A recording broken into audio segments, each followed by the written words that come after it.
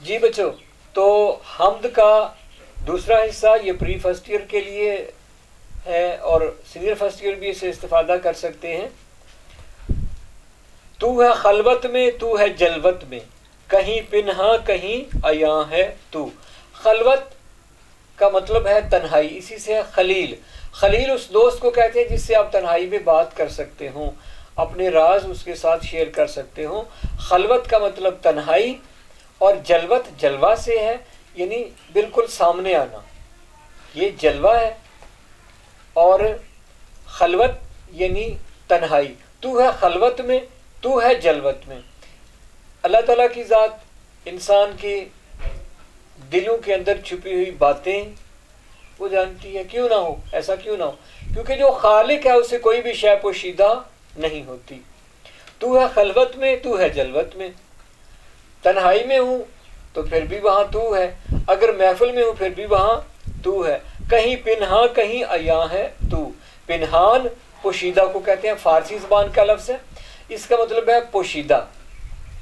کہیں عیاں ہے تو، عین کہتے ہیں آنکھ کو، اور عیان اس کا مطلب ہے جو چیزیں آنکھیں دیکھ سکیں۔ نہیں تیرے سوا یہاں کوئی، میزباں تو ہے مہماں تو ہے۔ یہ فلسفہ لا موجود ہے ایک، یعنی اللہ تبارک و تعالیٰ کے بندے جب اللہ تعالیٰ کے ذکر میں اپنے آپ کو فنا کر دیتے ہیں اور وہ اسی کی ذات کے بارے میں ہر وقت اپنی توجہ مرکوز رکھتے ہیں، اس کی یاد میں رہتے ہیں، ان پہ ایک ایسی حالت طاری ہو جاتی ہے جسے صوفیہ نے کہا ہے حالت سکر۔ سکر یعنی ان پہ ایسی مدہوشی چھا جاتی ہے۔ البتہ یہ کیفیت ہوتی ہے، کون سی کیفیت ہوتی ہے؟ کہ اسے اللہ کے علاوہ کچھ بھی نظر نہیں آتا، یعنی وہ بے خبر ہو جاتا ہے۔ اور ہماری عام زندگی میں بھی جب ہم دیکھتے ہیں کہ جب ہم کسی کی بھی چیز کے بارے میں زیادہ توجہ کرتے ہیں سننے میں یا دیکھنے میں، تو ہمارے ارد گرد آوازیں آ رہی ہوتی ہیں، لوگ آ جا رہے ہوتے ہیں، لیکن ہمیں نہ آواز سنائی دیتی ہے نہ وہ لوگ نظر آتے ہیں، ایسا ہوتا ہے۔ اسی طرح جو بھی بندہ اللہ کی یاد میں اتنا زیادہ اپنے آپ کو ڈبو دے، تو اس وقت پھر یہ ہوتا ہے کہ اسے پوری دنیا کی کوئی شے بھی نظر نہیں آتی، اسے ہر طرف اللہ ہی اللہ نظر آتا ہے۔ نہیں تیرے سوا یہاں کوئی، اسے پھر اللہ ہی نظر آتا ہے۔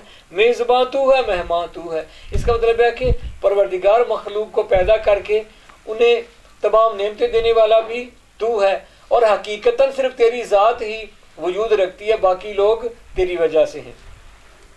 رنگ تیرا چمن میں بو تیری، خوب دیکھا تو باغباں تو ہے۔ رنگ تیرا چمن میں بو تیری، چمن یعنی باغ، بو یعنی خوشبو، تیری مہک، اس دنیا کی ہر چیز میں تیرا ہی جلوہ نظر آتا ہے، تیرا ہی حسن نظر آتا ہے، تیری ہی خوبصورتی نظر آتی ہے۔ چمن سے مراد یہاں دنیا۔ خوب دیکھا تو باغباں تو ہے، جب غور کیا تو اس چمن کی رکھوالی کرنے والا بھی تو ہے۔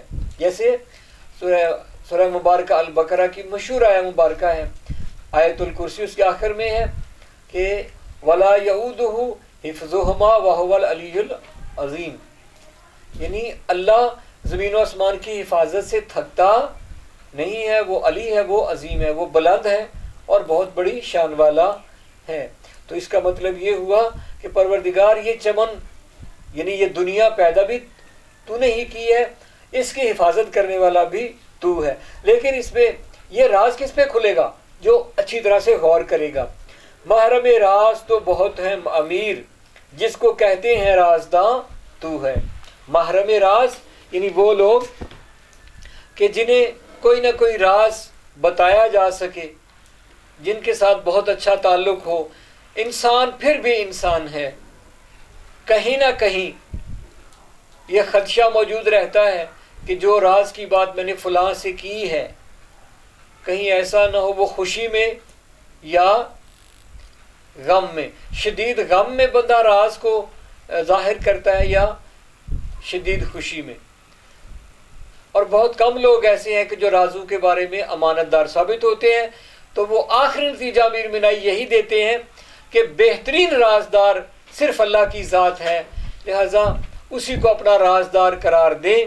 رازدار اور بہت سارے ہیں، لیکن اصل میں جو رازدان ہے کہ جو سب کچھ انسان کی غلطیاں کوتاہیاں دیکھ کر بھی انسان کے رازوں کی حفاظت کرتا ہے اور اسے عزت سے نوازتا رہتا ہے۔